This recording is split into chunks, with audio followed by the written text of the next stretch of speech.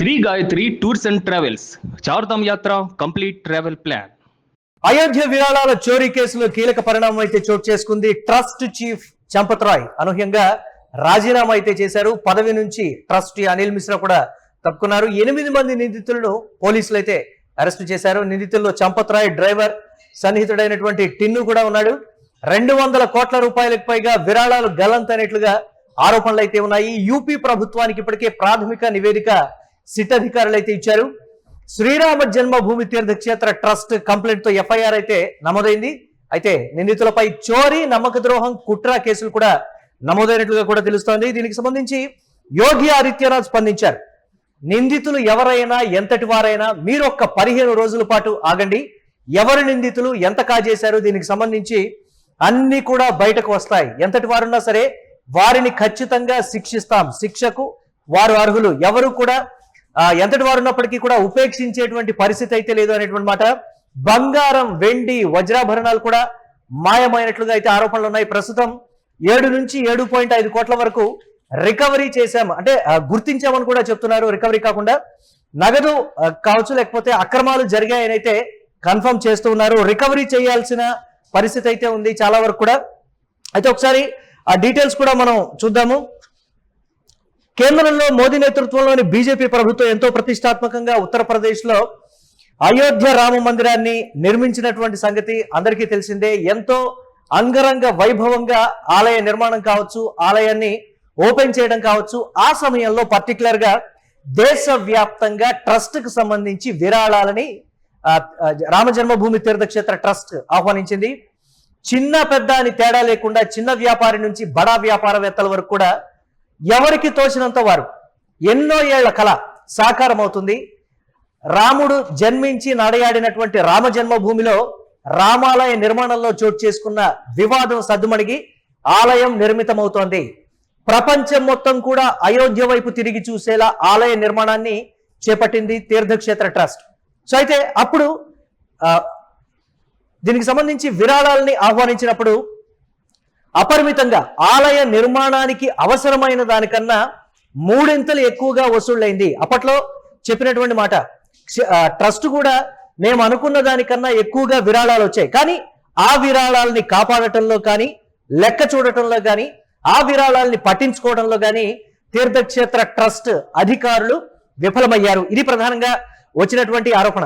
అయితే ఈ నెల మొదట్లో దీనికి సంబంధించి సమాజ్వాదీ పార్టీ అధినేత అఖిలేష్ యాదవ్ ఈ అంశాన్ని లేవనెత్తడం, తరువాత దీనికి సంబంధించి డొంకంతా కదటం, అసలు ఎక్కడ తప్పు జరిగింది, తీర్థక్షేత్ర ట్రస్టులో అన్ని 100 కోట్ల రూపాయలు ఏ విధంగా మాయమయ్యాయి, రూపాయి కాదు, 2 రూపాయలు కాదు, 1 తులం కాదు, 10 తులాల బంగారం కాదు, దాదాపు 7 నుంచి 7.5 కోట్ల వరకు గోల్మాల్ జరిగిందని ఇప్పుడు ప్రాథమికంగా ప్రస్తుతం అయితే నిర్ధారించారు. దాదాపుగా 200 కోట్ల రూపాయలకు పైగా దీనికి సంబంధించి గోల్మాల్ జరిగింది. అది వెండి రూపంలో కానీ, నగదు వసూలు చేసినటువంటి రూపంలో కానీ, లేకపోతే రసీదులు కూడా అడగకుండా చాలా మంది కొన్ని లక్షల రూపాయలు ఇచ్చారు.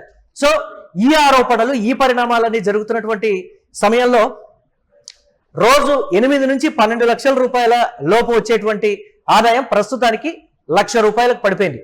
ఇది భక్తుల్లో కూడా ఒకంత ఆందోళన అయితే కలిగిస్తోంది. రాముల వారి హుండీలో మనం వేసేటువంటి డబ్బులు కానీ, ఇచ్చేటువంటి నగ రూపంలో కానీ, బంగారం రూపంలో కానీ, వెండి రూపంలో కానీ ఇచ్చేవి స్వామి వారికి చేరుతుందా అనేటువంటి అనుమానాల రూపంలో మొత్తం మీద అయితే వచ్చేటువంటి విరాళాలు కూడా తగ్గిపోయినటువంటి పరిస్థితి ఉంది.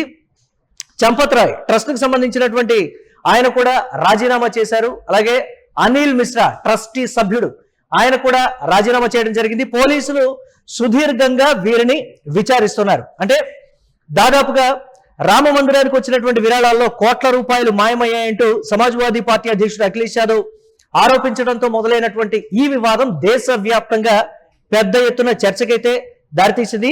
సిట్ అధికారులు సీఎంకి ఇచ్చినటువంటి నివేదికకు సంబంధించి కూడా మనం చూద్దాం.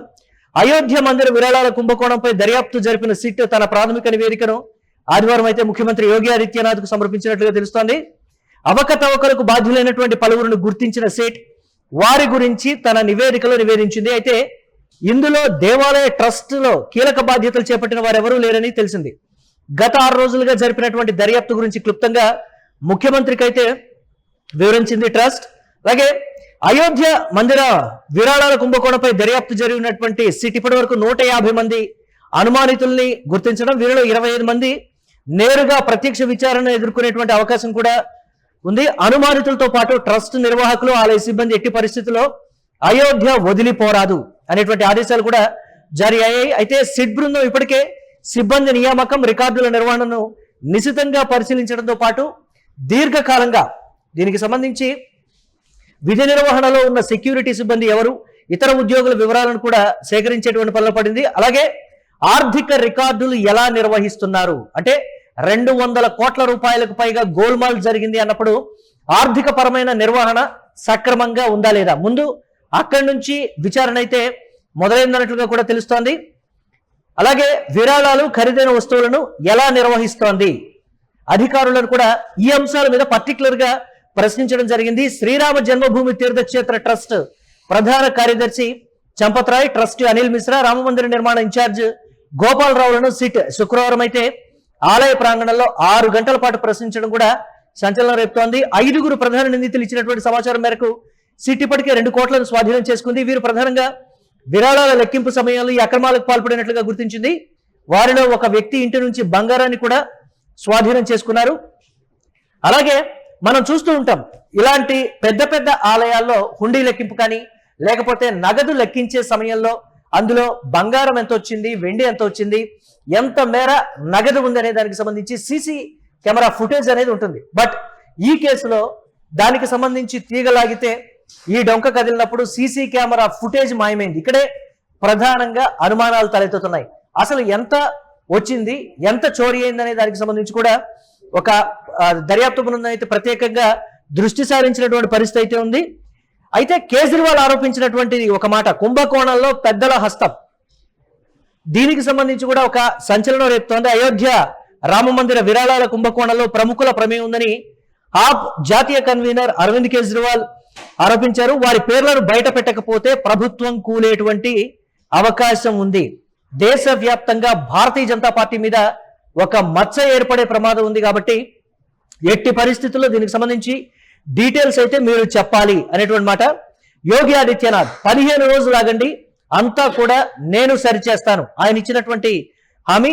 వైఫల్యాలను నిర్మాణ కమిటీ చైర్మన్ అయితే అంగీకరించారు. ఎస్, నగదు నిర్వహణకు సంబంధించి కావచ్చు, వెండి, బంగారం, వజ్రాభరణాలు వీటిని లెక్కించేటువంటి సమయంలో ఎంతవరకు వచ్చింది, సీసీ ఫుటేజ్ విషయంలో కావచ్చు అవకతవకలు జరిగాయి. ఈ మాట, ఆ లోపాలను మేము పెద్దగా తీసుకోలేదు. రాముల వారి ఆ సొమ్ము కదా, తినటానికి ఆలోచిస్తారు, ఎవరు కూడా చోరీ చేయరనుకున్నాము, కానీ ఈ స్థాయిలో చోరీ జరిగిందని మేము అనుకోలేదు. నిర్వహణలో లోపాలు ఉన్నటువంటి మాట వాస్తవమే. ఇది చంపత్ రాయ్ అంగీకరించినటువంటి పరిస్థితి. చూడాలి యోగి ఆదిత్యనాథ్ చెప్పినట్టుగా 15 రోజుల్లో ఈ కేసుకు సంబంధించి అంతా కూడా ఒక కొలిక్కి వస్తుందా, నిజంగా నిందితులు అంటే దీని వెనక పెద్దల హస్తం ఉందని ఏదైతే కేజ్రీవాల్ ఆరోపించారో, కేజ్రీవాల్ ఆరోపించినట్టుగా దీని వెనక పెద్దలు ఎవరైనా ఉన్నారా, రాజకీయ నేతలా లేకపోతే బడా వ్యాపారవేత్తలా, ఇతరులు ఎవరైనా సరే ఎంతటి వారు ఉన్నప్పటికీ కూడా ఉపేక్షించేది లేదు, కఠినంగా శిక్షిస్తామనైతే